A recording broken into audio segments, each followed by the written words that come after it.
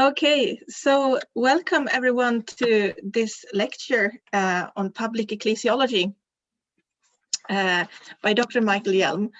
And Dr. Hjälm is the Dean of St. Ignatius College and a senior lecturer in Eastern Christian Studies at Stockholm School of Theology. Michael Hjälm's research concerns the intersection of theology, sociology, and political science, and his research is guided by his deep interest in the way that the sociology of the church can facilitate our understanding of how the church organizes itself. Today, we will look forward to hear him talking about public ecclesiology and its relation to public theology and political theology in the conduct of research. So, Dr. Michael Hjälm, the floor is yours. So I'm very happy to be here and to introduce the subject of public ecclesiology. And more precisely, I will try to do the following, and that is to make a tentative distinction between political theology, public theology, and public ecclesiology. And try to make a critical analysis of these three so that I thereby highlight the importance of public ecclesiology. Let's start with the beginning of everything, and I would say that the beginning of everything starts with this figure, Erik Peterson, who was born in Hamburg by a Swedish Lutheran father and Huguenot mother, I think it was.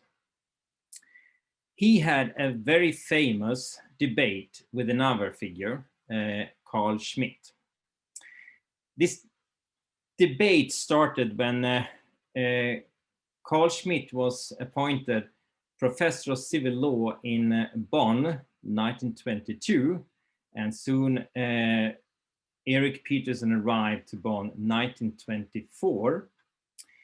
And these two figures can mark a kind of initial bifurcation on the concept of political theology, which has given rise to various interpretations of this field, so to say.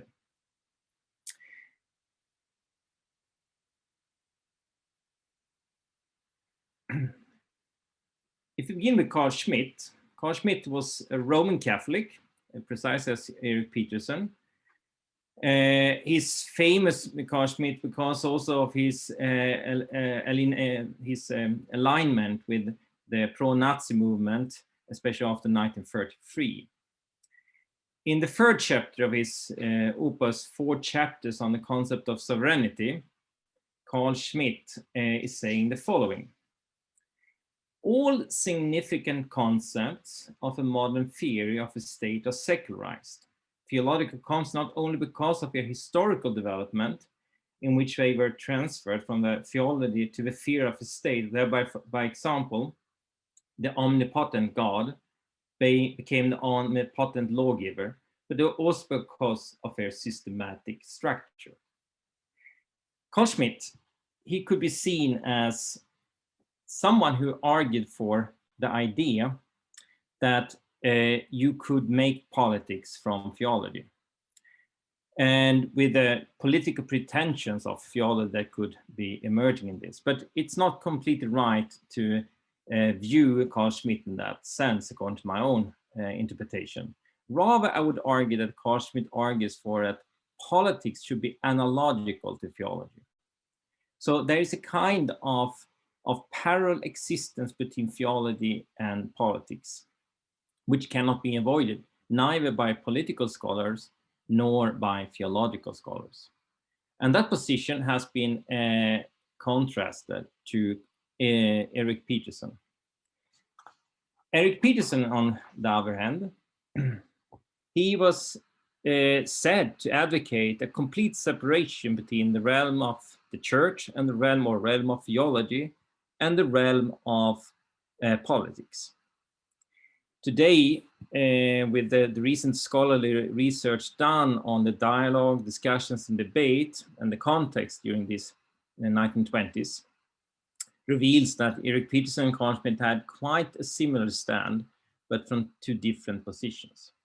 Both advocated a parallel between the metaphysical and the political, but one has to see one difference in their approach.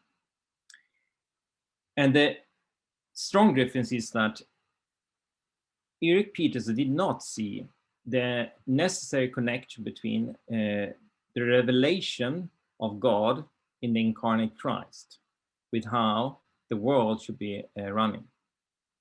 Instead, Peterson saw a very clear tension between these two realms. If you move theology to the political realm and you don't bring God to that realm, so to say, then you will have strange political structures which does not take enough consideration to the power relations that are used by sinners and people with corrupted intentions, etc. While when we talk about theology, and especially the view of theology, theology cannot be monarchic as we view it in a secular sense, simply because God in himself is Trinitarian and communitarian, so to say. So the difference between Schmitt and Peterson could be identified as the possibility to transfer theology to the political arena, in the sense that later on Carl Schmitt was accused of, but even there is not a clear-cut difference. But this dialogue or this debate gave rise to two political or theological positions concerning political theology. One that needs to make a separation or distinction between politics and theology, and the other where there is a parallel that makes theology political and the political theological, so to say. Several other thinkers continued in the same track as Erik Peterson and Carl Schmitt. I just mentioned them here: Walter Benjamin, Ernst Kantorowicz, Jacob Taubes, and Georgi Agamben, and Jan Assmann, and several others that gave rise to the development of a concept of political theology. Anyway, the development later on was to identify the Real-Politik, as the German concept was identified with, in the early church, where they discovered that there were pro and anti-imperial theologies in the early church, for example, which are clearly political. The political of a monastic movement, which was not just spiritual and theological, but also political. And also the political of the liturgies, where there were strong connections with the imperial structure of the empire, and also prayers for the poor, which went against, according to some others, in relation to the creation of understanding of the Real-Politik of the early church. And then you had also the victory of the imperial narrative, and later on the imperial narrative was challenged, and everything happened in the same millennium, so to say, the first millennium of the church. This is Carl Schmitt, whom I mentioned in the beginning. Carl Schmitt could also be identified as the late modern paradigm of political theology, because one has to understand that modernity that was in question for Carl Schmitt was the 19th century ideas. He was the beginner of what we could see today as a much more integrated idea of theology and politics. Most of the world today, where politics and theology is done, has been towards the integration of these two arenas. To separate the theological arena from the political is considered today not the main paradigm. Instead, it's an integration between politics and theology has become more and more in the center, which I would say was Carl Schmitt's idea. And we have several other thinkers in the late modern paradigm: Mikhail Bakunin, and also Giorgio Agamben. And then we also have the fear of suspicion, which is characterized the late modern paradigm, where scholars of political theology began to make use of Marx and Nietzsche in the sense that all kind of normative patterns should be questioned, which gave rise to this understanding that the normative was radically questioned in the late modern paradigms of political theology, which contrasts a little bit towards the early late modern paradigms. But what the consequence of this was a shift from hermeneutical methods of mediation to deconstructive theologies. A shift from hermeneutical methods of mediation to deconstructive theologies. Deconstruction became, in many ways, the target of political theology, to deconstruct especially power structures, instead of looking at how to mediate between various realms of the social arena. And suddenly, we have, in the end, the postmodern contribution of disclosure, where the political theological paradigm takes on itself ontology as a reality, which becomes the contribution to political theology in the late modern paradigms of political theology. Here, suddenly, ontology becomes a contribution to political theories, taken from the realm of theology. A kind of reaction against political theology was the rise of public theology. One of the key figures and pioneers in this perspective is Martin Marty, who advocates the idea that we have to move from critique to be engaged in questions of the politics. The same pattern is still standing here, that there is a parallel between what we could call the metaphysical realm and the political. But instead of using metaphysics as a critique, Martin instead advocated here with David Tracy, Harold Breitenberg, and Harold Breitenberg, the two general trends, or they advocated a perspective that created two general trends. The first was that after political theology, there is a need of public theology.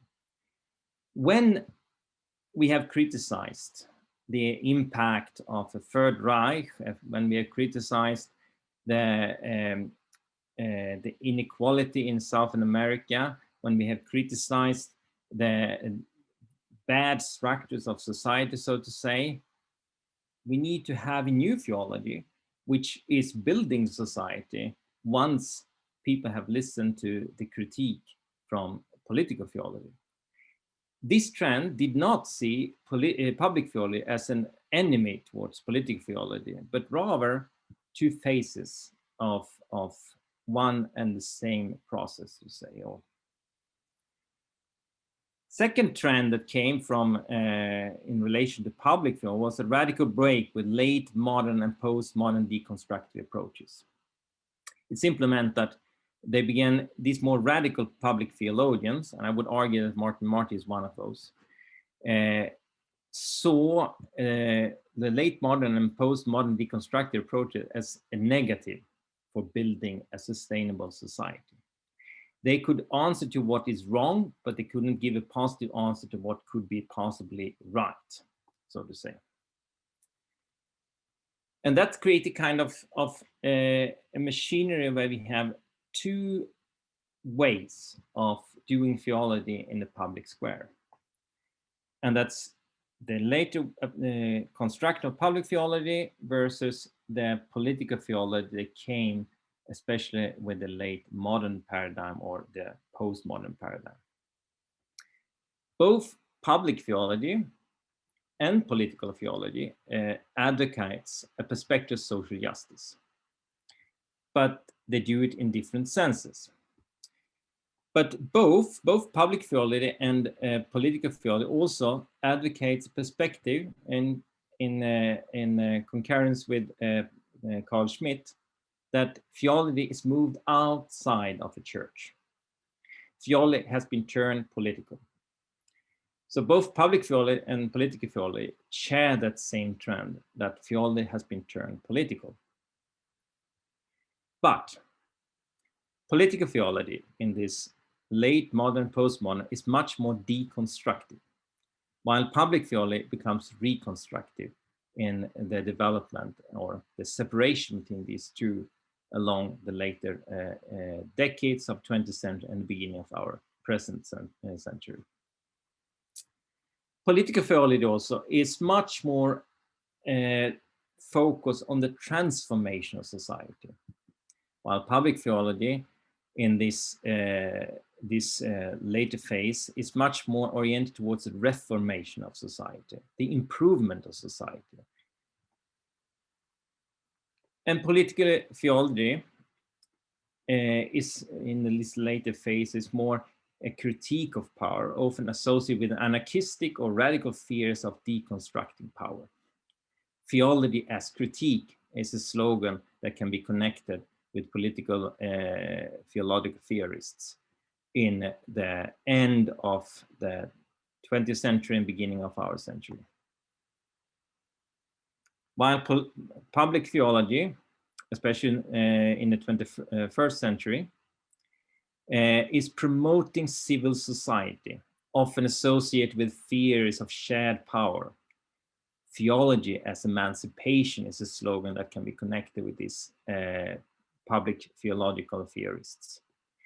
Especially important for these public theologians is that civil society is a substitute to a more power-based society, while the political theological theorists would argue that power always leads to corruption, and it comes very close to what Lord Acton said in the 19th century, that power corrupts and absolute power corrupts absolutely. That power always is a negative force when it's not constrained, while the public theologians would argue that the best way of constraining power would be to focus on building a civil society instead of just discussing the deconstruction of power in society.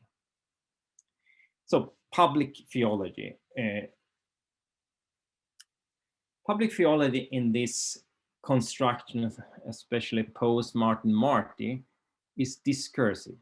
It means it has a very strong belief in the possibility that communication and discussion can lead to a common understanding and consensus. And that power must in this context be handled so that it doesn't destroy the openness of the discursive context. So public theologians often work with developing methods for how to communicate. It's consensus-oriented in the sense that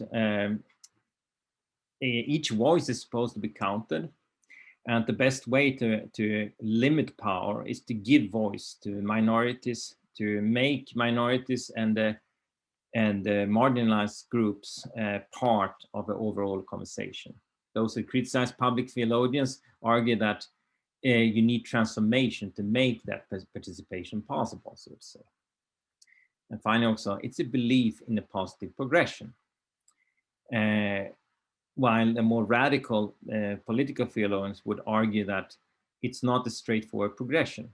It's a successive line of transformations that happens in human history, and they read history from this side of transformations.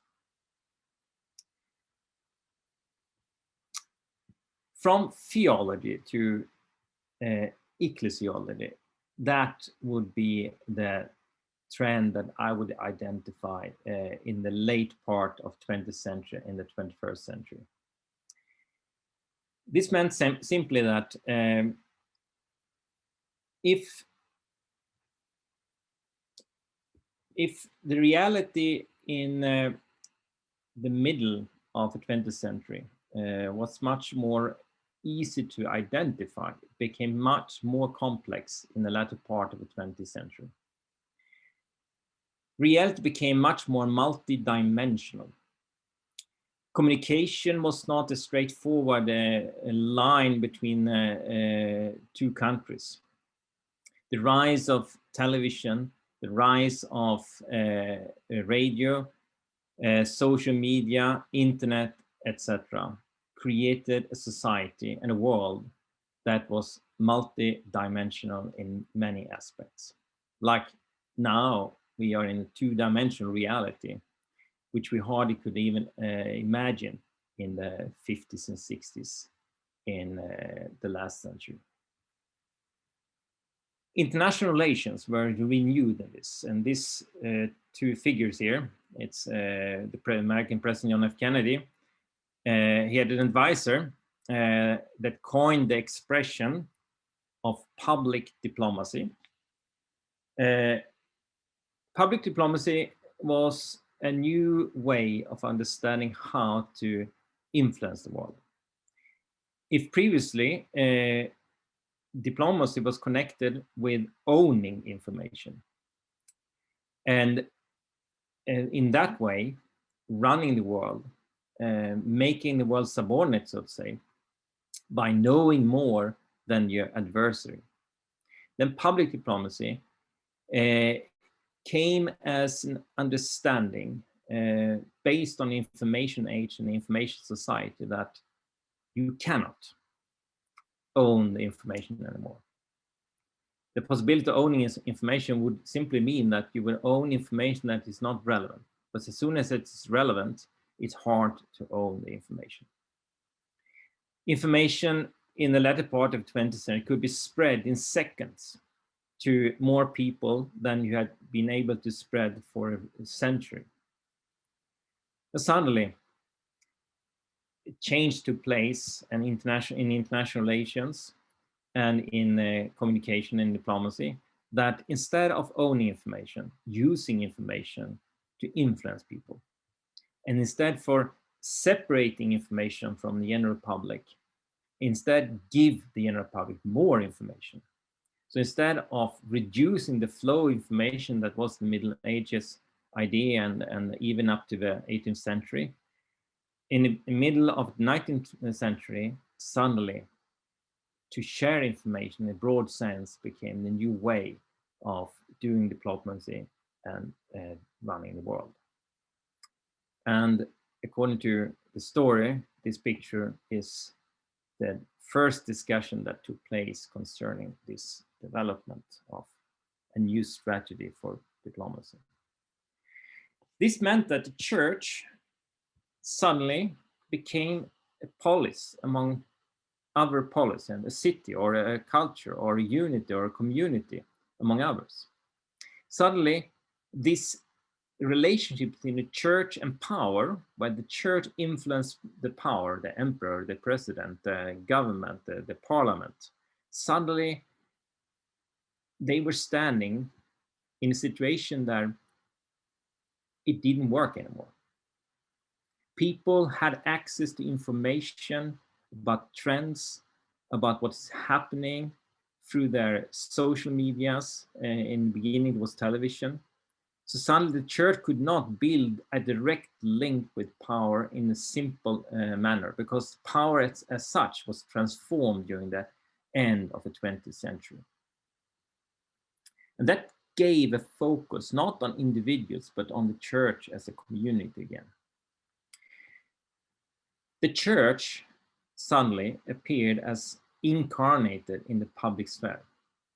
Instead of being the silent voice behind the curtain, suddenly the church has to appear on the public sphere as a community. They had to become visible in the public sphere. They could not be the voice through the emperor or the president. They had to have its own independent appearance on the public square. And I would argue that public ecclesiology, as the church appearance on the public square, is more or less in our present era starting with this person, Pope Francis. Not because he's invented this perspective, but it became reality with his pontificate. The start, the ideas were already born during the Vatican II and even before the Vatican II. But with Pope Francis, there was a clear change of strategy for how the church should appear in the world. And the document that starts this, I would argue, is Laudato Si. Laudato Si is concerned with the questions that appears on the public square. Environmental issues, sustainability, etc. But it's not the content that is more important in Laudato Si, but rather how the work was done. Pope Francis made a first encyclica before Laudato Si, but that was more or less just finishing up what his predecessor had done, Pope Benedict XVI. Laudato Si is the first encyclica by Pope Francis that actually contains the methods of Pope Francis. And the difference is that instead of having experts within the Vatican, suddenly it was spread among various groups that contributed to the ideas. Suddenly the public square itself was invited to participate in an ecclesiology and a theology of the Vatican itself. And the target also is different from previous encyclicals. It's the unchurched public that is in focus for Laudato Si and Pope Francis. The people out there on the square that doesn't belong in their mind, or they don't care about the church as being members of it. They are an unchurched public, but they care about theology. And this comes close to our beginning, that in the beginning, when we talk about the discussion between Carl Schmitt and Eric Peterson, Schmitt actually believed that theology had a message to the general public square. That didn't require faith. And here, there is a little bit of difference between Eric Peterson and Carl Schmitt. Maybe not in essence, but at least in an approach of this. Here we have a pope that is arguing in the same manner that theology has something to say, not just to its own members, but to the world as such, the unchurched public, so to say. And the idea behind Laudato Si is transforming the wider society under the influence of the gospel. Transforming the wider society under the influence of the gospel.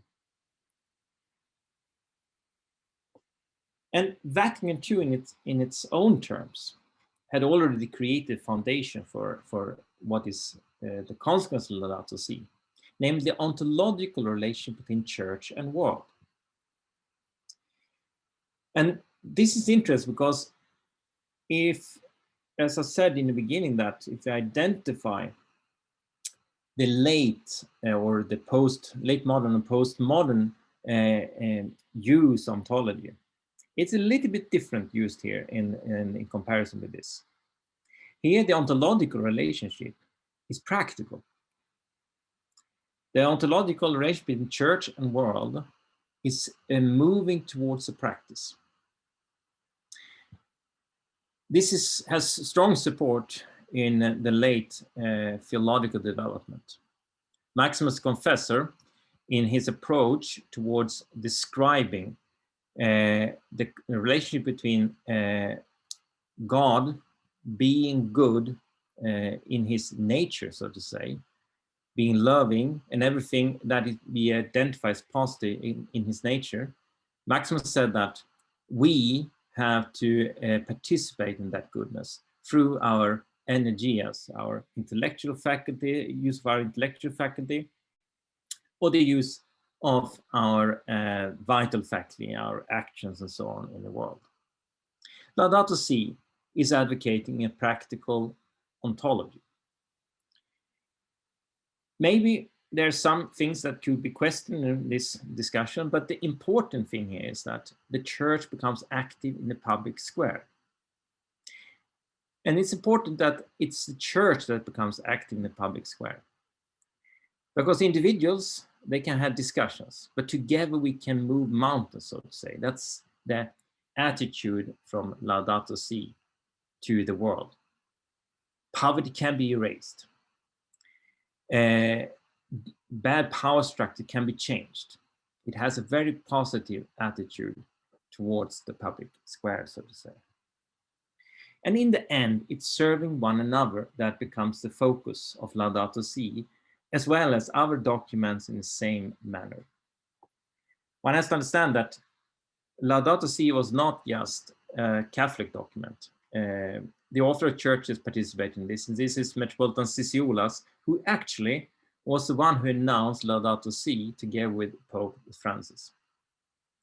And there was more church leaders and others that participated in the release of this encyclica, simply because this approach also was new with Pope Francis, that sharing the encyclical with other churches and even religious community, but mainly churches, I would say, in this case. If we move back then to a little bit, some decades before Laudato Si, the birth of Public Ecclesiology, which, influenced Vatican in the 21st century. It began in many ways in the United States. The one in the middle is one of those Catholic lay people just behind Martin Luther King, one of those Catholics that were engaged in the citizen rights movement, and many other Catholics with a strong engagement in societal questions were engaged in the citizen rights movement in the US. And that gave birth to various perspectives. But one of the scholars or thinkers in the Catholic Church in America, David Hollenbach, is maybe the most influential of his thinkers. What he argued for is that universality has to be a basis for public theology. We cannot just give a very specific message from the Christian side, which is completely different from what I mentioned Peterson. Peterson, his argument against Schmidt was the uniqueness of Christianity, that the only true theology for Peterson was the incarnation of Christ. And everything else could not be deemed theology as such. And therefore, there's a unique message by Christianity. Hollenbach, instead, he argued that the uniqueness of Christianity is its impossibility to be universal. And he even argued, in line with the early church fathers, that to be Christian is to be more human. The universality is part of its uniqueness. And that's the strength of Christianity, that it has this possibility to embrace the universal values like human rights and other values in the public square. Not, I would say, all too different from Carl Schmitt. And it was also, Hollenbach also drove the idea that it's praxis-oriented instead of theory-oriented. Theory illuminates praxis, but in the end, praxis has to stand on its own legs, so to say. It has become something that it appears on the public square because of its practical side. It doesn't have a strength to appear on the public square if it's just theory-oriented. Then it becomes located to universities and seminaries, political parties. It's when it takes practice, it becomes incarnated and becomes universally incarnated on the public square, so to say. One of his followers, Megan Clark, she argued that there's a need for an ecclesial identity born in the public sphere. She moves the idea one step further. She doesn't stop just with saying that Christianity has this unique possibility to embrace universal values. She says that the identity of being church depends on the public square. Christianity in history and Christianity up to the modern phases, I would say, even today, becomes meaningful when it appears in the public square. Christianity that does not take place in the public square, which is not born in the public square, becomes distorted, peculiar, not Christian in that. So, another famous disciple to Hollenbach, Kevin Ahern, he said that I see my role as a theologian as being in service to the poor. This sentence is nothing, but when it's said by someone who's advocating this perspective that Megan Clark and Hollenbach was advocating, it becomes a message. I see my role as a theologian is embracing universal values. As being in service to the poor, it means my identity depends on being there with the poor in the public square, taking care of others. And then suddenly we have this strong message which I identify as public ecclesiology. That is a church that is always reborn in the public square, where the theologian is taking an active part in that birth by being practically participating in this. Pope Francis also has also in his pontificate followed the same line of thinking, and it's clear that he has been influenced by these public ecclesiologians. Benedict XVI, he tried to bring these Hollenbach and others under the curial control in the Vatican. Not because Benedict was against them, but that was his way of at least having some kind of control.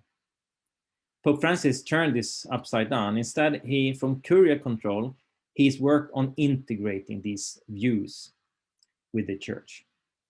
And it has a certain effect on the Roman Catholic Church today, within ecclesiology, which is taking place in the public square.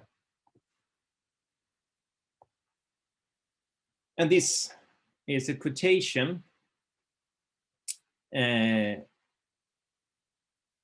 which is also given by Kevin Ahern, and in one of his books. There is a real challenge for lay theologians to be heard by the hierarchy. My focus is the role of Catholic social movements and institutions, like the Young Christian Workers, Jesuit Refugee Service, and Plowshares. When Ahern wrote down this, he saw in front of him a movement on the public square that gave rise to an authentic identity of being Christians, where the public square gives the meaning and identity of a church, meaning and identity ministry of a church. A church that is capable of embracing universal values by its sheer existence of being Christian. And I would identify public ecclesiology simply as a church born in the public square. And all these spheres that is connected with this. But practice is a necessity for such an identity to rise. So there's a dialectic in public ecclesiology in the following sense. If we go to, just compare with the Roman Catholic Church to begin with, the pre-Vatican Church It was a church that tried to find ways to maintain its dominance of the public square. The last great attempt is Vatican I, where the church really tried by using the idea of infallibility to dominate the public square. That's the pre-Vatican. Vatican came to the conclusion, and it happened just slowly before the Vatican, but during the actual event of the Vatican Council, it became more and more less clear it's not possible to dominate the public square anymore.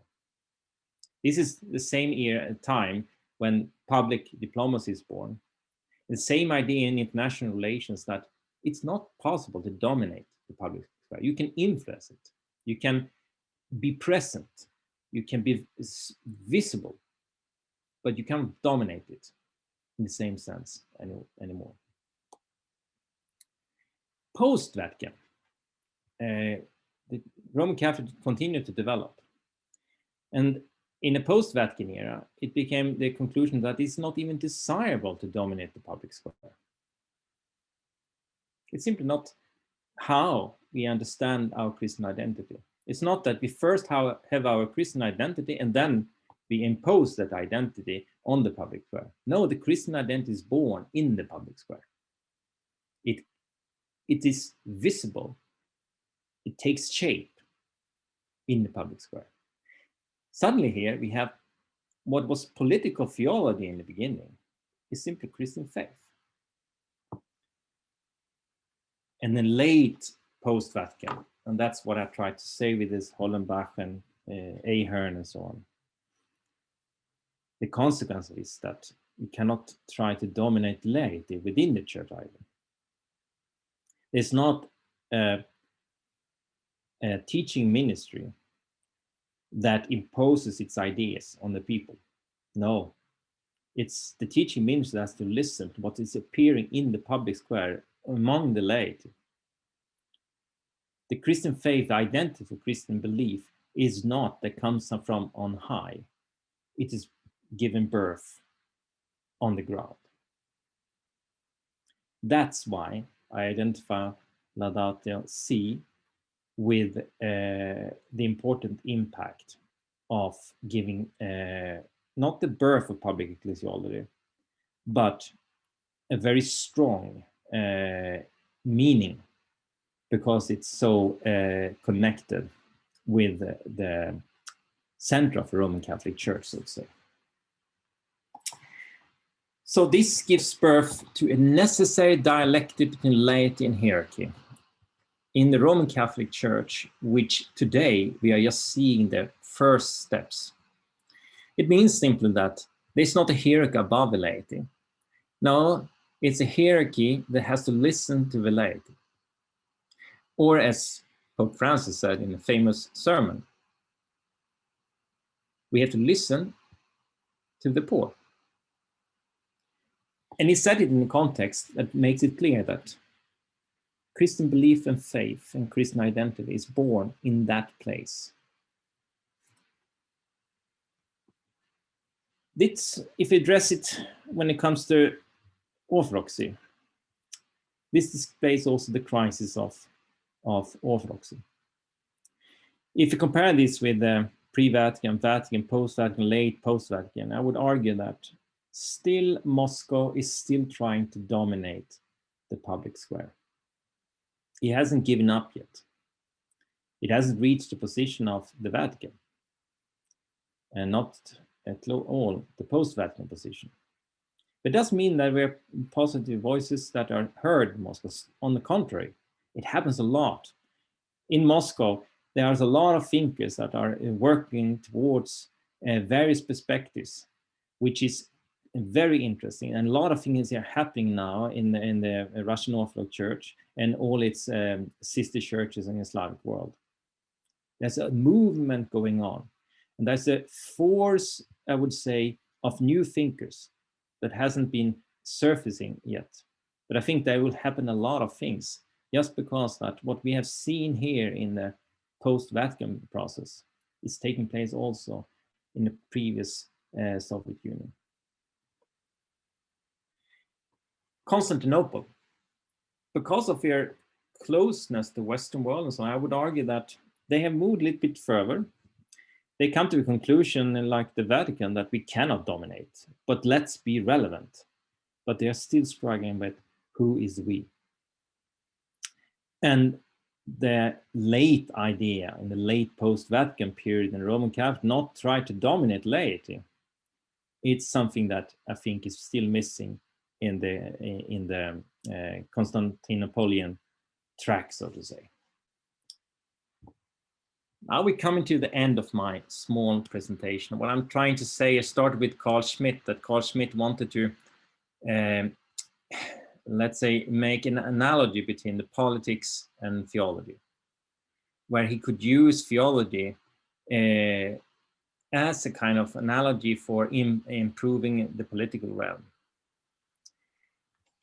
Public ecclesiology continues what Carl Schmitt did, but identifying the Christian identity as being born in the public sphere, in the political realm, where laity is not subordinate to the ministry, but is source for theological development.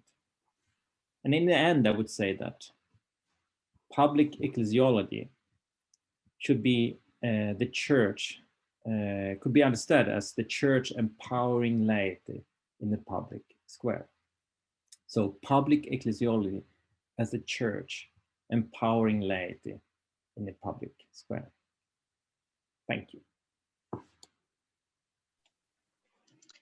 Thank you so much, Michael, for this very interesting and very engaging lecture.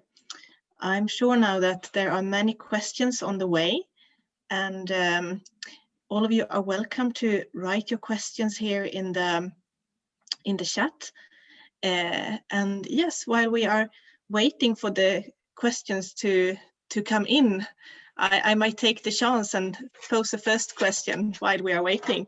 So my question is, how would you relate public theology and public ecclesiology with liberation theology? I hear that you are taking up the elements of theology, theology as emancipation and the care for the poor.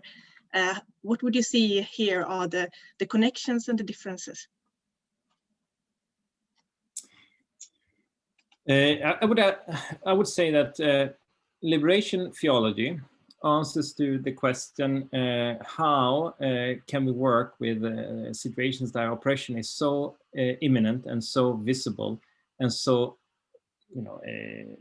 clear, that we had to work on the practical emancipation of people. That's, for me, liberation theology. Obviously, that having more, let's say,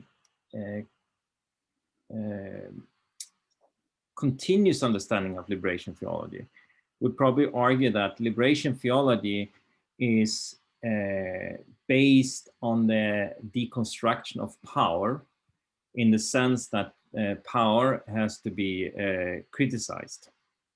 And they move towards that. It's not wrong in this. It's just that it's two ways of describing liberation theology. And I do think I can agree with those liberation theologians that believe that power has to be criticized all the time. I think that's a correct analysis. But the birth of liberation theology is in a context where oppression is visible and imminent. That's mine.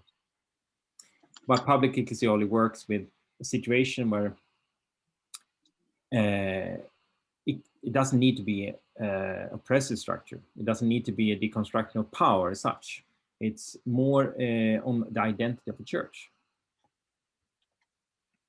So one can say that liberation is focused on transforming society, and while public ecclesiology is focused on the identity of the church, for me. Yes, thank you so much. I see here that the first question has come in, and here the question is that how would you say that the Oriental churches, first of all, interesting thoughts on both Moscow and Constantinople. How would you say that the Oriental churches are doing in this regard?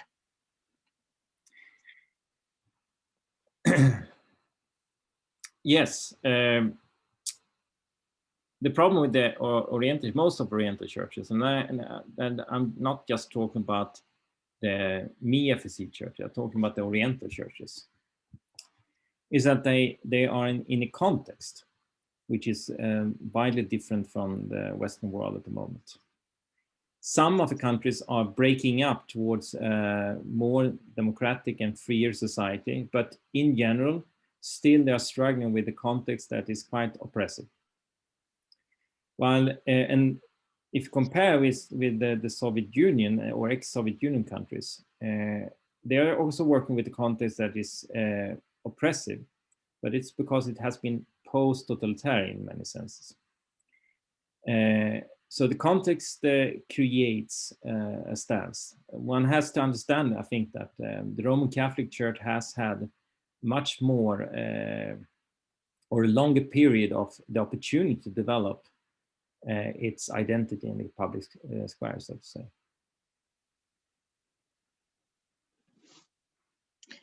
Okay, thank you. We are going on for the next question here, which is, you mentioned that we need new theology. Do you think that we need to reread the theology in order to be in discussion with our daily life? I think that the hierarchical structure of the church that has been given birth during the Middle Ages, which is identified with the idea that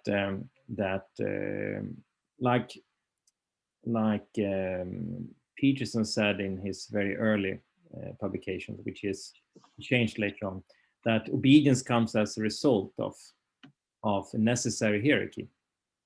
I think the necessity of hierarchy is a mistake. And that has been given birth to a lot of misunderstandings in the Orthodox world. Hierarchy could be understood, of course, in a different manner, as a kind of support of unity and so on. But we need to reread our theological position in the sense that if we truly believe that there's no singular force in the church for truth, that freedom and love is something that we cannot own, we cannot possess, we cannot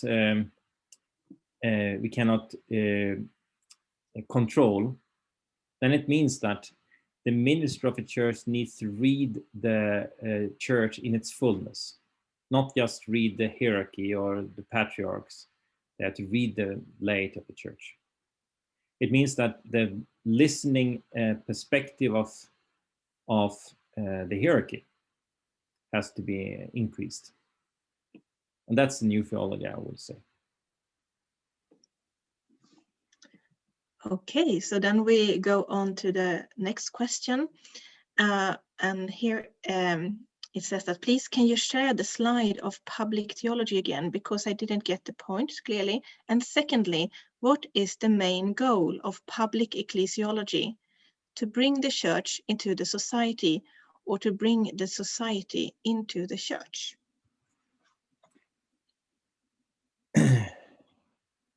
I think that the perspective from my perspective, why I'm trying to advocate the public ecclesiology, is that the church is born in the public square. It means that it's when it's incarnated, so to say, when it takes place in the public square, when it's moving towards engaging with the world, so to say, or that's when the church becomes the church, so to say. If I compare with Cyril Haveroun, he talks about scaffolds of the church. I would say that this is not the scaffold of a church. This is the nature of a church. It has to take place in the public square, so to say. It has to be embraced in the universal values in order to be unique. That's the paradox that I'm arguing for. So it means that it's not about the church is brought into the society. It's rather that the church becomes visible in the society. That's when it becomes the church. It's when 2 or 3 are gathered in my name. That's when the presence of Christ is there, but becomes visible what it means in the public square. Yes, thank you. We welcome more questions here. There are no more in the chat so far. So yes, we welcome more people to write and ask what they are thinking of. And in the meantime, I can also ask here, you talk about the role of public theology also in the framework of public diplomacy.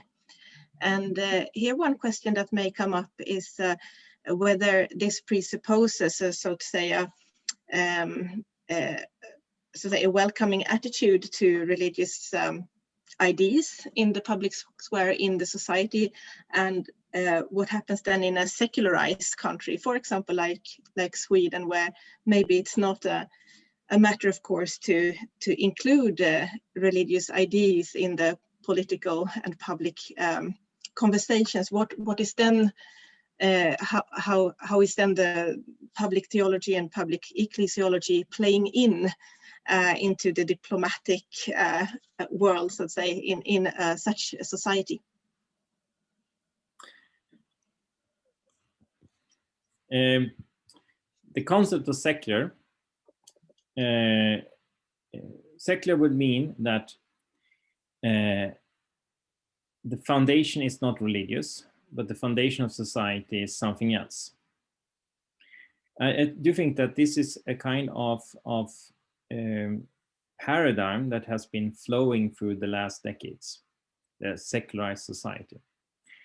And the contrast against the secular society would then be when everything is interpreted from the side of religious sphere, so to say. I'm not negative against the secular society at all. I think the secular society is a gift to the church because it makes the church much more visible.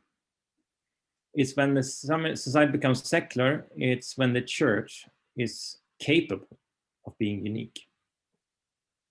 When the society is completely owned or dominated by the church itself, the church loses its uniqueness.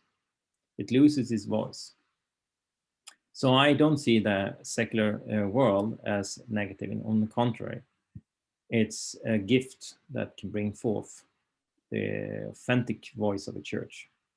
But only if the theology and understanding of church is connected with what I believe is public ecclesiology. So you even think that such a secularized society can also somehow be a platform where the church gets an agency in the way that it expresses also its contribution to solving problems in the society, or to bring their contribution to different conversations that are going on in the public square. Is that right? Yeah, one can make a comparison with the crucifixion of Christ. You know, if Christ would have been the dominating, let's say, used its divine power to dominate everything, then the crucifixion would not be visible. The love of Christ would not be visible. It's when we take part of the situation for poor, neglected, marginalized, that the cross becomes visible, and the meaning of Christian faith becomes visible. It's when we, so say, engage ourselves with what's happening on the public square or in the society as such, that we begin to understand what it means to be a Christian. So that's. Thank you. Now there haven't turned up any more questions here. So yes, well, here it comes something. Following the question of Sarah, what do you argue to be the role of the church in the society?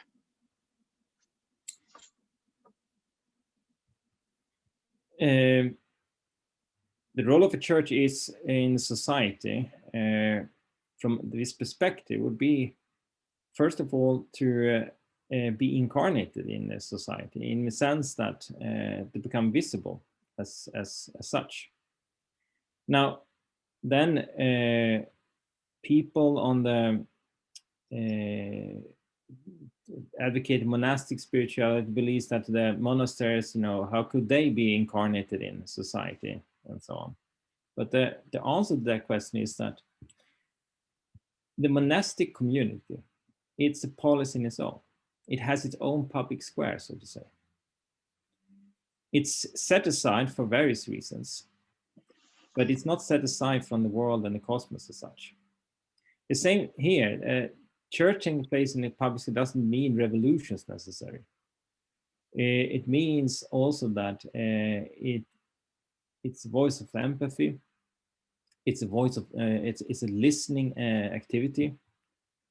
It's something that takes place in the public square where we are, if I use your concept, Sarah, it's a receptiveness that stands in the middle of its perspective. The world cannot be dominated by par excellence from a Christian side. The world has to be independent.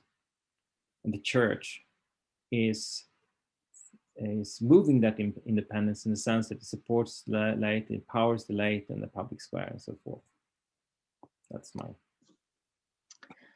Okay, thank you. Now there are raining in questions here, and actually the same person who asked this question about the role of the church of society brings in yet another element and asks about the role that the church has in conversion here. Is the role of the church in the society conversion? This person asks as well. If conversion is understood from perspective that people must become members of a certain group, then I would say conversion is not the object for a public ecclesiology. But if we understand conversion that, that people become engaged for the sake of serving one another, because that's the heart of this, if you talk about the meaning in the role of the church in society, that is to bring people to understanding that we have to serve one another. If that's a conversion, then I would say conversion is a necessity. But does it mean belonging to a group, this particular group, becoming Orthodox, Catholic, so on? I would say that they cannot be the focus of the church in the public square. Okay, thank you. Then the next question here. What do you think would be the immediate benefits to the Orthodox Church engaging in a more aggressive public ecclesiology? First of all, if one takes the paradigm that I'm advocating, which is not mine, it's born in several layers of communication and theories, then it means that the first insight that we need to take to us, to the Orthodox Church, is that the secularized society, it's not the other. It is the place where the church is born again and again in its activities and in its act of serving one another.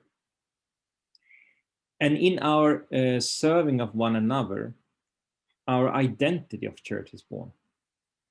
It means that we need to move out of our boundaries, our borders of the church, instead be Christians in the midst of what we in the beginning believe to be strangers, but that will be turned into friends.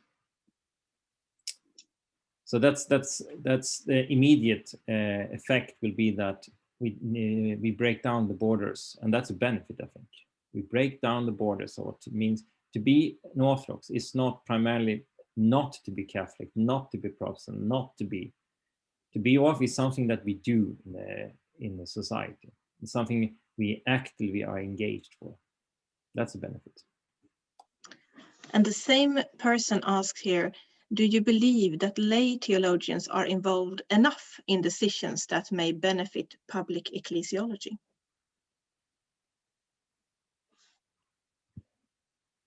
In the middle of the 20th century, Orthodox Church was known for its lay theologians, and we accused the Roman Catholics of not having lay theologians.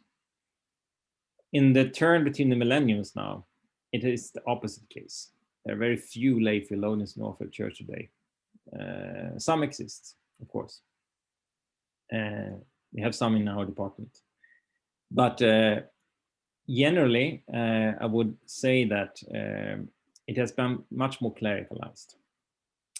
And the reason because of this clericalization is simply that the public square has lost its meaning. You cannot raise a meaning in the public square by trying to impose views from a church. It has to be dialogue with the public square, where the authentic voices of the public square is taken serious.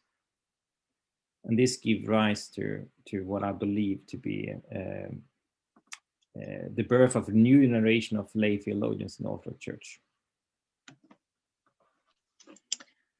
Okay, thank you. Then how would you position radical orthodoxy and John Milbank related to public ecclesiology? I wouldn't be able to answer that question today, and that's because there's so many different ways of understanding on Milbank, and also how radical Orthodox should be. But maybe it's Daniel, or I think it's Daniel. Only Daniel could raise such a question, right? So, yeah, maybe that's something you can advocate a little bit later on. I wouldn't be prepared today, at least, to answer that question. Okay, so now we have one more question in the list, and I also remind here that you have still the chance to raise your questions here to Dr. Hjälm. So here is one more question. Would you say that the works of Jordan Peterson, professor of University of Toronto, and Bishop Robert Barron, Catholic Church, that brings theological discussions on social media as part of public theology by taking intellectual theological discussions on YouTube, for instance? I would not. If it would be straightforward, I would say that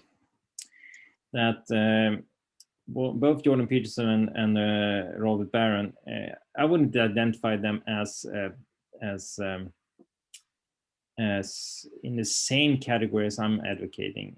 Not actually. It's one thing to bring theology to the public square. I wouldn't treat that as public ecclesiology straightforward. Public ecclesiology, from my perspective, and what I'm advocating here, means also that you believe that the church becomes visible, born in its identity, and its uniqueness is connected with its capability of embracing universal values. So public ecclesiology, from my perspective, it's a range of perspectives on how we perceive the public square in relation to the ecclesial identity. So it's not just about bringing the theological conversations to the public square. It's an attitude, it's a perspective of the public square, I would argue. I see here that Father Seraphim is raising his hand, so please, Father Seraphim. I'm sorry, I tried to type my question, but I was having trouble. Yes, I have a very basic question, I think, is could you actually define what we mean by the public square, and maybe in contrast to society? Because on the one hand, you identify that the church should be with the marginalized, but the marginalized, the term itself seems to indicate that one doesn't have really access to the public square. So could you perhaps comment on how those terms are used? That's an excellent question, and I should have brought that perspective up. One important aspect in my perspective of public ecclesiology, that is that the church becomes visible when marginalized and poor are visible. So it means that the public square is in center of this understanding. This is how I identify the public square, that just to take care of sick, poor, and neglected in the suburbs, in the poor neighborhoods and so on, that's not enough for a public ecclesiology either. When it comes to public ecclesiology, from my perspective, it's when these are becoming visible. And here, radical theorists and thinkers in the late 80s and 90s in the last century are very important, because they worked on the visibleness of these poor, marginalized, and so on. And making them visible is making the church visible in the public square. This is a connection that is important. I could spend an hour just working on this perspective, but that's... So it's not just enough to bring theology to public square. It's not just to do things for poor people. It's about the visibility also. Thank you. I remind here also of the opportunity here too. You can always raise your hand if you do not want to type or cannot type your question. But I can also then ask one more question here while we wait to see if there are other people coming in with their questions. With the public square, I'm thinking of that there are, in that square, we have many different religious communities. And what would you say, how would you say that public ecclesiology relates to this, to the dialogue in between religions? The three basic things that I advocate and concern with this, the first thing, of course, is that the ecclesial identity is born in the public square. The second is that it's a practical aspect that has to be embraced here. And the third insight, which is important in this question, is that the Christianity has its uniqueness in its capability of embracing universal values. I wouldn't say that Christianity is the only one that has this capability, but that's how Christianity through history has been identified, I would argue. It's attitude towards universalness. So it means that other religions would not be a threat to a Christian identity. On the other hand, on the contrary, Christian belief, when it operates in the relation to non-Christians, non-Orthodox, non-Catholics, whatever you use for perspective, it's in that situation that what I am as a Christian, what I am as a Catholic, or what I am as an Orthodox becomes relevant. This is when I engage with the other, my Christian identity becomes visible, not just for others, but for myself also. So that's... Here we have another question, just to follow up on Michael's answers previously given. If the central role of public ecclesiology is to make the poor or marginalized visible in the public sphere, how is it different from, say, a Marxist approach? Or is Marxism a political, theological, in a Schmittian sense, version of public ecclesiology? It's only Daf who can place such a question, so I guess it's Dr Hjälm is placing such a question. I don't see the questions here, that's why. But if I remember it correctly, what it's doing is connecting the Marxist approach with public ecclesiology. And I think it's a fully justifiable way of doing it. I think that it's possible to have a Marxist approach on the public square as a Christian. I think it's fully possible, but I don't think it's the only possibility. I think you can have various ways of entering the public square, so to say, from a Christian perspective. The positive side by the Marxist perspective is the spirit of suspicion against power as such, which I think is important from my side. And if I understood Dafa's question right, he used the Schmittian understanding of political theology then. So in that sense, it becomes completely justifiable to use that perspective. But we have also Thomas Carlson, professor in History of Ideas in Uppsala. He's doing a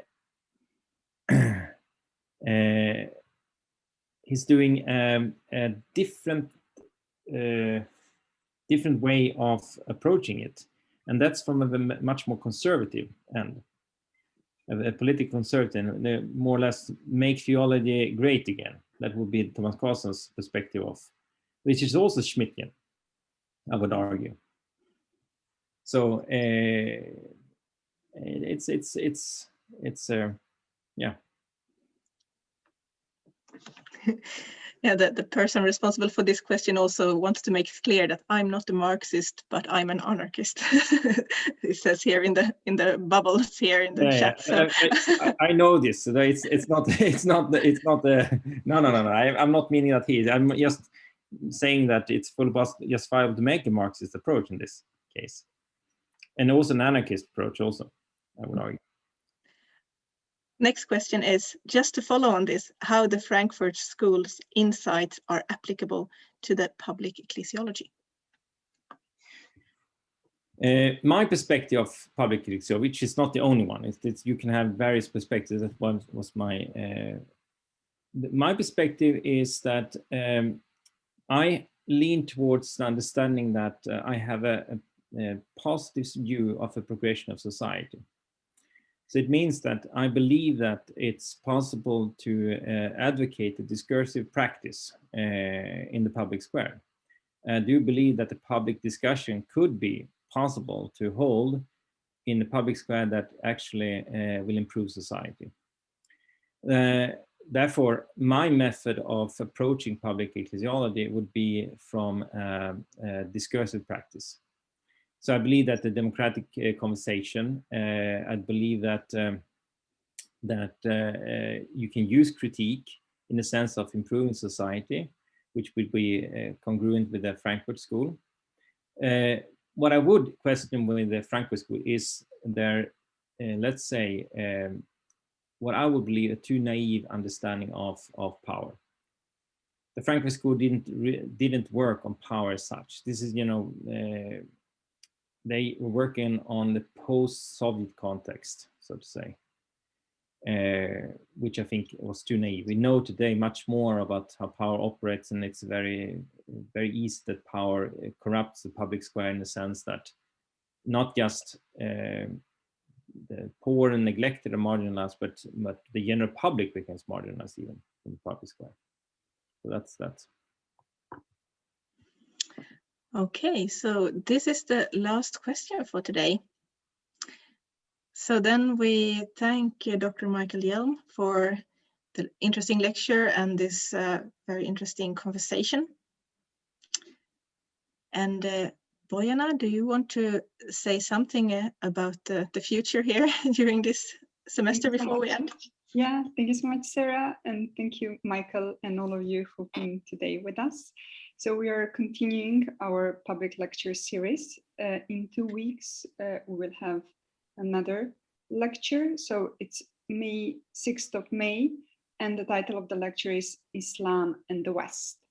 And then after that lecture, we have 3 more lectures until the end of this term. So I invite you to come back and be with us, ask questions, and see you hopefully in 2 weeks. Thank you.